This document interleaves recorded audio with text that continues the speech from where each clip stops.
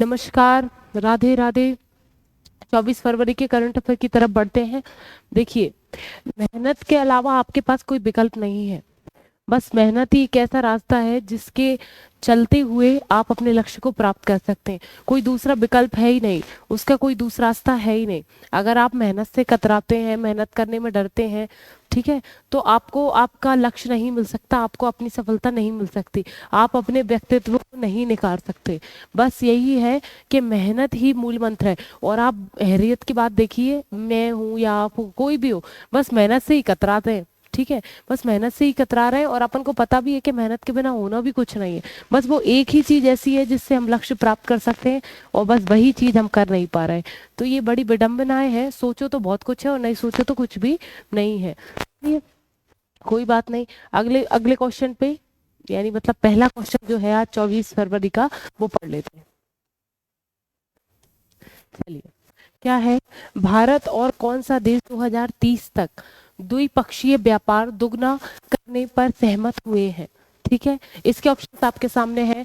पहला है Greece, Hungary, France, Australia. बताइए। देखिए, पूछा क्या जा रहा है क्वेश्चन में कि भारत और कौन सा देश, आपसे पूछा जा रहा है भारत के साथ कौन सा देश है जो 2030 तक द्विपक्षीय व्यापार जो है भारत की तरफ से भी, और जो है जो भी देश होगा उसकी तरफ से द्विपक्षीय व्यापार जो है वो दुगना, मतलब और भी बढ़ाने की सहमति इनकी जारी हुई है। या मतलब इनमें सहमति बन गई है कि हमारा जो व्यापार है 2030 तक वो दुगना होना चाहिए। ठीक है, तो ये कौन सा देश ऐसा कर रहा है भारत के साथ? तो इसका जो आंसर है वो ग्रीस। ग्रीस देश है वो भारत और खुद के बीच में जो है व्यापार दुगने करने की सहमति में आगे बढ़ रहा है। कहीं ना कहीं जो है हमारा दूसरे देशों के साथ जो व्यापार है वो भी अच्छा हो रहा है। हाँ, और उस कारण से जो है हमारे भारत की जो अर्थव्यवस्था है वो भी बढ़ रही है। जैसा कि आप सभी जानते हैं कि हमारे जो प्राइम मिनिस्टर जी हैं, उनकी जो विदेश नीति है वो बहुत ही उन्नत है।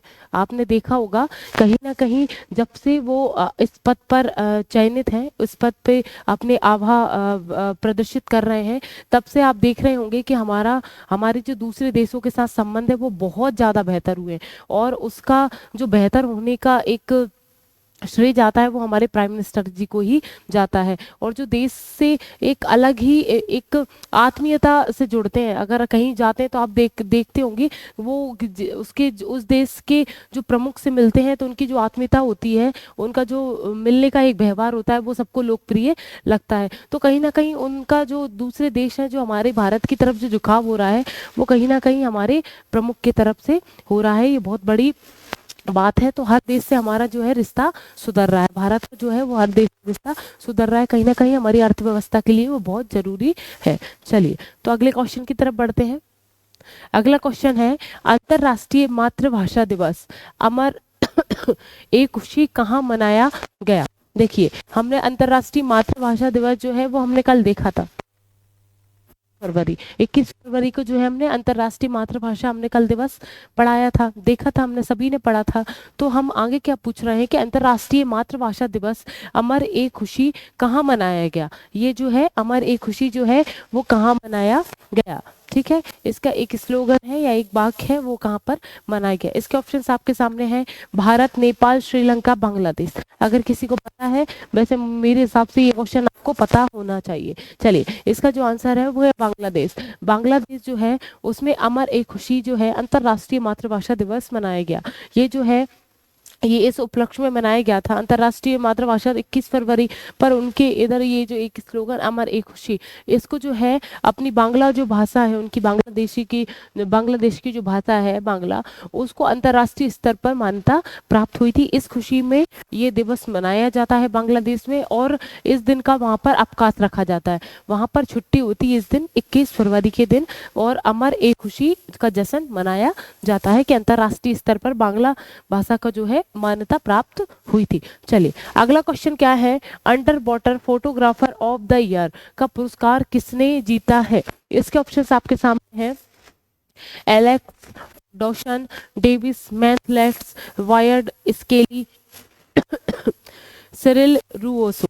बताइए, क्या पूछा गया है कि अंडर वाटर फोटोग्राफर, मतलब पानी के अंदर जो है फोटोग्राफी की जाती है, वो उस ईयर का मतलब फोटोग्राफर ऑफ द ईयर जो है मतलब उस साल का सबसे अच्छा फोटोग्राफर कौन है, ये अवार्ड जो है उसको मिला है। तो का पुरस्कार किसको मिला है, ये आपसे पूछा गया है। ऑप्शंस आपके सामने है। इसका जो आंसर है वो एलेक्स डॉसन। क्या एलेक्स डॉसन जो है स्वीडिश के हैं, कहाँ के, स्वीडिश के हैं, ठीक है, स्वीडिश के हैं। कौन से फोटोग्राफर है भाई, उनका नाम क्या है, एलेक्स डॉसन। एलेक्स डॉसन जो है अंडर फोटोग्राफर जो है वो बहुत अच्छे हैं, इसलिए उनको under photographer of the year का पुरस्कार इस बार मिला है, जो स्वीडन के हैं एलेक्स डॉसन।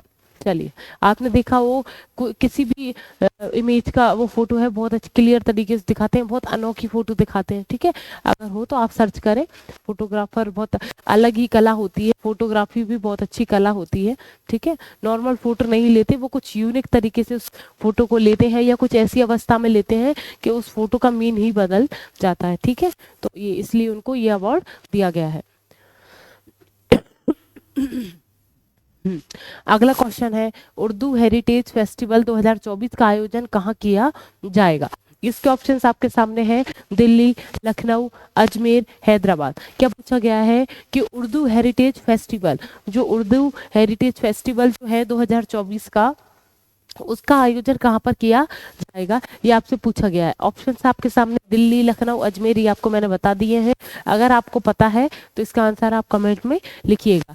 देखिए क्या पूछा गया है, वो सॉरी, उर्दू हेरिटेज जो जो फेस्टिवल है, उस सब जो है 2024 का, वो दिल्ली में मनाया जाए। कहाँ पर, दिल्ली में मनाया गया। देखिए उर्दू आपको समझ में आ रहा होगा कि उस सब जो है अपनी संस्कृति को, मतलब उर्दू भाषा की जो संस्कृति है उसको संजो कर रखना, उसको एकत्रित करके रखना, उसकी जो और भी चीज़ें जो नवाचार है उसमें हम और क्या क्या कर सकते हैं, उसकी जो साहित्य है उसको संरक्षित करना, उस पर बात करना, उर्दू भाषा को और कैसे आगे, मतलब और भी उसकी उन्नति कैसे की जाए, इस पर ये एक कहीं दिया गया एक मंच है। क्या नाम है उसका, Urdu festival, Urdu heritage festival है। इस विषय को उसका उद्देश्य दिया जाता है। 2024 में ये दिल्ली में मनाया गया। चलिए अगला क्वेश्चन देखते हैं। हाँ, अच्छा ये ठीक ठीक है। अगला क्वेश्चन है, खेलो इंडिया यूनिवर्सिटी गेम 2024 में पुरुषों के बास्केटबॉल में किसने गोल्ड मेडल जीता है। इसके ऑप्शंस आपके सामने है, Delhi university, Punjab university, Kurukshetra university, Osmania university. इसमें आंसर भी दे दिया है गलती से, कोई दिक्कत वाली बात नहीं है, आपको सबको आंसर तो पता चल ही गया है। चलिए तो क्वेश्चन क्या पूछ रहे हैं, खेलो इंडिया यूनिवर्सिटी गेम 2024 में जो है खेलो इंडिया यूनिवर्सिटी जो गेम है वो पुरुषों के बास्केटबॉल में कितने गोल्ड मेडल जीता है, ठीक है। बास्केटबॉल में पुरुषों ने कितने गोल्ड मेडल जीते हैं, किसने गोल्ड मेडल जीता है, ठीक है, बास्केटबॉल में, ये आपसे पूछा गया है। तो इसका क्या आंसर है, पंजाब यूनिवर्सिटी। पंजाब यूनिवर्सिटी में ये जो है वो इसने जीता है गोल्ड मेडल बास्केटबॉल में। देखिए ये जो प्रतियोगिताएं हो रही है, जो गेम हो रहे हैं, वो कहाँ हो रहा है, गुवाहाटी। कहाँ पर भाई, गुवाहाटी। गुवाहाटी जो है आप सभी जानते हो पूर्वोत्तर राज्य जो है, सेवन सिस्टर जिसको बोलते हैं, सात जो राज्य हैं, अरुणाचल प्रदेश, नागालैंड, आप सभी ने देखे होंगे, ठीक है, असम, त्रिपुरा, मिजोरम, मणिपुर, है ना, ये सब जो सेवन सिस्टर जो है, ये जो इस गेम की मेजबानी कर रहे हैं संयुक्त रूप से, पूर्वोत्तर राज्य जो है वो इस गेम की मेजबानी कर रहे हैं। किस गेम की, खेलो इंडिया यूनिवर्सिटी गेम की, वो पूर्वोत्तर राज्य के द्वारा मेजबानी की जा रही है। और इसका जो आयोजन किया जा रहा है गुवाहाटी में किया जा रहा है। गुवाहाटी कहाँ है, असम में, ठीक है, असम में गुवाहाटी है, वहां पर इसका आयोजन किया जा रहा है सेवन सिस्टर के द्वारा, मतलब पूर्व उत्तर राज्य, सात जो राज्य हैं उनके द्वारा इसकी मेजबानी की जा रही है, ठीक है। तो इसमें बास्केटबॉल पुरुष का जो गोल्ड मेडल जिसने जीता है वो कौन सी यूनिवर्सिटी ने जीता है, पंजाब यूनिवर्सिटी ने। चलिए हाँ, अब अगला क्वेश्चन है, आगामी लोकसभा चुनाव के लिए पंजाब के स्टेट आइकॉन कौन बने हैं। इसके ऑप्शंस आपके सामने हैं, रणवीर सिंह, सुमन गिल, पीटी ऊषा, नीरज चोपड़ा। क्या पूछा गया है, क्वेश्चन देखते हैं कि आगामी लोकसभा चुनाव में, अभी जो लोकसभा चुनाव होने वाले हैं उसकी बात चल रही है, के लिए पंजाब के, उस चुनाव के लिए पंजाब के स्टेट आइकॉन जो है वो कौन बने हैं, उनको स्टेट आइकॉन के नाम से किया गया है। वो आइकॉन के रूप में एक प्रदर्शित होंगी इस लोकसभा चुनाव में। तो ऑप्शंस आपके सामने हैं, अगर आपको पता है कौन कहां से है और थोड़ा बहुत आपको नॉलेज है तो आप इसका आंसर बता सकते हैं। तो शुभमन गिल जो है आप सभी को पता है, ठीक है। शुभमन गिल जो है वो क्रिकेटर है, उनको ही पंजाब का स्टेट आइकॉन बनाया गया है। अब ये लोकसभा चुनाव के बारे में ही क्यों बात कर रहे हैं, इसलिए इस बार इसके बारे में इनको शुभमन गिल जो है वो लोकसभा चुनाव के जो आइकॉन स्टेट आइकॉन बने हैं, पंजाब के स्टेट आइकॉन, वो इसलिए बनाया गया है लोकसभा चुनाव के लिए क्योंकि जो है वो मतदान जो है पिछले जब पहले हुआ था वो 65% था। अब उनका जो आंकड़ा है वो 70% तक रखा गया है कि कम से कम मतदान जो है वो 70% तक होना चाहिए। अगर उसके लिए कोई ऐसा मतलब एक ऐसा महान व्यक्ति चाहिए या ऐसा प्रसिद्ध व्यक्ति चाहिए जिसकी हर कोई बात सुनता हो या मानता हो, ठीक है। युवा जो लोग हैं वो अधिकतर आपने देखा होगा खेल के प्रति बड़े समर्पित हैं, खासकर क्रिकेट के रूप में जो है खेल को बहुत ज्यादा मतलब उसको क्रिकेट को कुछ ज़्यादा ही लोकप्रियता हमारे हर जगह ही है, मतलब लोकप्रियता। तो कहीं ना कहीं वहाँ के जो क्रिकेटर हैं शुभमन गिल, वहाँ को उनको स्टेट आइकॉन के रूप में प्रदर्शित किया गया। वो बहुत सारी योजनाएं हैं उनके बारे में बात करेंगे, इसका प्रचार करेंगे जिससे मतदान अच्छे तरीके से हो सके और अच्छे प्रतिशत में मतदान उभर के निकले पंजाब की तरफ से। तो क्या लोकसभा चुनाव के लिए जो पंजाब स्टेट आइकॉन जो बनाए गए हैं उनका नाम क्या है, शुभमन गिल। ये एक क्रिकेटर के रूप में हम सभी इनको जानते हैं। चलिए अगले क्वेश्चन देखते हैं। अगला क्वेश्चन है क्या कि राष्ट्रीय लोकतंत्र दिवस किस देश में मनाया गया है। देखिए क्या पूछा गया है, क्वेश्चन है कि राष्ट्रीय लोकतंत्र दिवस क्या है भाई, राष्ट्रीय लोकतंत्र दिवस जो है वो किस देश ने मनाया है। अभी हाल ही में किस देश ने राष्ट्रीय लोकतंत्र दिवस मनाया है। इसके ऑप्शंस आपके सामने हैं, भूटान, नेपाल, कंबोडिया, बांग्लादेश। बताइए, अगर किसी को आंसर पता है तो बताएं। इसका जो आंसर है वो है नेपाल। नेपाल ने जो है हाल ही में राष्ट्रीय लोकतंत्र दिवस मनाया है, ठीक है। ये लोकतंत्र दिवस इन्होंने मनाया है, ये 70वां लोकतंत्र दिवस था इनका, और वो भी कब था भाई, 19 फरवरी। कब, 19 फरवरी को जो है इनका लोकतंत्र दिवस था, राष्ट्रीय लोकतंत्र दिवस था नेपाल का। और ये कौन सा वाला था भाई, 70वां, ठीक है। 70वां लोकतंत्र दिवस ये था, इन्होंने नेपाल ने ये अभी सब मिलके इन्होंने ये राष्ट्रीय लोकतंत्र दिवस का आयोजन किया। चलिए अगला क्वेश्चन क्या है कि भारतीय आवास परियोजना के अंतर्गत कहाँ 1300 घरों का निर्माण औपचारिक रूप से शुभारंभ हुआ है। इसका जो ऑप्शंस हैं वो है श्रीलंका, म्यांमार, इंडोनेशिया, अफगानिस्तान। पूछा क्या जा रहा है, क्वेश्चन एक बार और रिपीट करते हैं कि भारतीय आवास परियोजना, भारतीय जो आवास परियोजना जो है आपने सुना हो पीएम पर योजना, ठीक है। तो ऐसे ही भारतीय आवास जो परियोजना है, तो इससे आपको समझ में आ रहा होगा कि भारत से संबंधित है। भारतीय आवास परियोजना के अंतर्गत कहाँ 1300 घरों का निर्माण औपचारिक रूप से किया जा रहा है, ठीक है। कहाँ पर किया जा रहा है, और अभी हमने ऑप्शन में पढ़े वो अलग अलग देशों का नाम है। तो आप बताइए अगर किसी को पता है कि कौन से देश में भारतीय आवास योजना के अंतर्गत 1300 घरों का निर्माण या नींव, अब वो अपने जो है अपनी मंजिल की ओर बढ़ते जाएंगे या उसका कार्य पूरा होगा। अगर किसी को पता है तो आंसर बताएं। इसका जो आंसर है वो है श्रीलंका। श्रीलंका जो आवास परियोजना के अंतर्गत 1300 घरों का निर्माण श्रीलंका में किया जा रहा है। तो कहीं ना कहीं आप देख सकते हैं कि हमारी पहुंच कहाँ तक है। तो कहीं ना कहीं श्रीलंका में जो है हमारे भारत की परियोजना के अंतर्गत वहां पर घर बनाए जा रहे हैं, भारतीय आवास परियोजना के। तो ये अपने आप में गौरवान्वित होने वाली बात है। चलिए हाल ही में अगला क्वेश्चन है, हाल ही में मुख्यमंत्रियों की लोकप्रियता रेटिंग में किन्हें शीर्ष स्थान प्राप्त हुआ है। इसके ऑप्शंस आपके सामने हैं, हेमंत विश्व शर्मा, योगी आदित्यनाथ, ममता बनर्जी, नवीन पटनायक। देखिए पूछा क्या जा रहा है कि हाल ही में मुख्यमंत्री इसके मतलब मुख्यमंत्रियों की जो लोकप्रियता है उसकी रेटिंग दी गई। मुख्यमंत्री कौन से स्टेट का जो मुख्यमंत्री है वो सबसे ज्यादा लोकप्रिय है, उसकी एक रेटिंग दी गई या रैंकिंग दी गई। उसमें जो है शीर्ष स्थान किसको प्राप्त हुआ है ये आपसे पूछा गया है।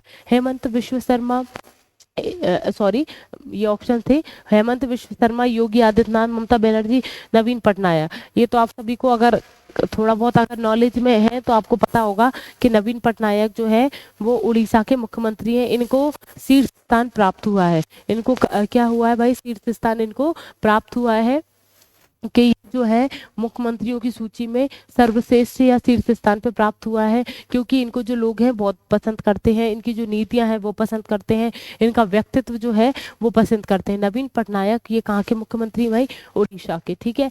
ममता बनर्जी आपको पता ही है भाई कहाँ की है? पश्चिम बंगाल की। योगी आदित्यनाथ उत्तर प्रदेश, और हेमंत बिश्व शर्मा असम। ठीक है। इन सभी के बारे में आप सभी को पता होना चाहिए। तो नवीन पटनायक को जो है ये जो लोकप्रियता है वो प्राप्त हुई है और ये शीर्ष स्थान पर आए हैं। ठीक है। चलिए अगला क्वेश्चन है, हाल ही में किस देश ने समलैंगिक विवाह को वैध घोषित किया है? इसके ऑप्शंस आपके सामने हैं, हंगरी, ग्रीस, ऑस्ट्रेलिया, न्यूजीलैंड। ये क्वेश्चन शायद हमने पहले भी एक बार पढ़ लिया है, ये रिपीटेड है। अगर किसी को आंसर, किसी को सबको ही पता होगा जब हमने पढ़ लिया है तो। हाल ही में किस देश ने समलैंगिक विवाह मतलब समान लिंग, ठीक है, सम यानी समान, लैंगिक यानी लिंग में विवाह करने को वैध घोषित किया है। मतलब समान लिंग के जो लोग हैं वो विवाह कर सकते हैं, ये जो है उसको वैध कर दिया है। अगर उस देश में अगर ऐसा होगा, कोई समान लिंग का अगर कोई विवाह साथ में करेगा, शादी करेगा, तो उसको कोई रोक टोक नहीं होगी, आराम से शांति से वो विवाह कर सकता है। तो ये किस देश ने ऐसा वैध कर दिया है? इसका जो आंसर है वो है ग्रीस। ग्रीस ऐसा देश है जहाँ पर समलैंगिक विवाह को मान्यता प्राप्त हो चुकी है। आप खुलेआम आराम से शादी कर सकते हो। समलैंगिक लड़का लड़का से कर सकता है, लड़की लड़की से कर सकती है। पर ये सिस्टम मुझे समझ में नहीं आया। चलिए, तो क्या भाई ग्रीस जो देश है ऐसा उनने वैध ऐसा कर दिया है। चलिए, ये लास्ट क्वेश्चन था आई थिंक। हाँ, तो अब जो है, कल तो मैंने क्विज नहीं दे पाई थी, परसों का जो क्विज था उसका आंसर देख लेते हैं। लोन राइट ऑफ जो है, रिटर्न ऑफ जो है, लोन रिटर्न ऑफ का जो है उसका अर्थ पूछा था, वो क्या है उसका हम अर्थ देख लेते हैं कि वसूली। देखिए मैं अपनी भाषा में बता दे रही हूँ, इसमें तो नहीं। देखो, कोई लोन ले लेता है फिर उसको वापस नहीं करता है, उसकी क्षमता है वापस करने की, ऋण ले लेता है कुछ भी बैंकों से, तो उसको उसको वापस नहीं करता है, उसको देता नहीं है, तो ऐसी जो है स्थिति को हम क्या बोलते हैं? Loan return of. क्या? लोन रिटर्न ऑफ इस स्थिति को बोलते हैं। ठीक है, इसका अर्थ है ये बहुत सारी चीजें ऐसी, वसूली ना करना या देना नहीं, तो इसमें बहुत सारा महाभारत लिख रही है, आप नहीं समझ पाएंगे, मैंने आपको अर्थ बता दिया है। चलिए, अब जो आज का क्विज है वो भी देख लेते हैं। आज का क्विज क्या है जो सभी को आंसर देना है, तो क्या है? ग्राम मानचित्र एप्लीकेशन किस मंत्रालय द्वारा लॉन्च की गई है? क्या पूछा गया है?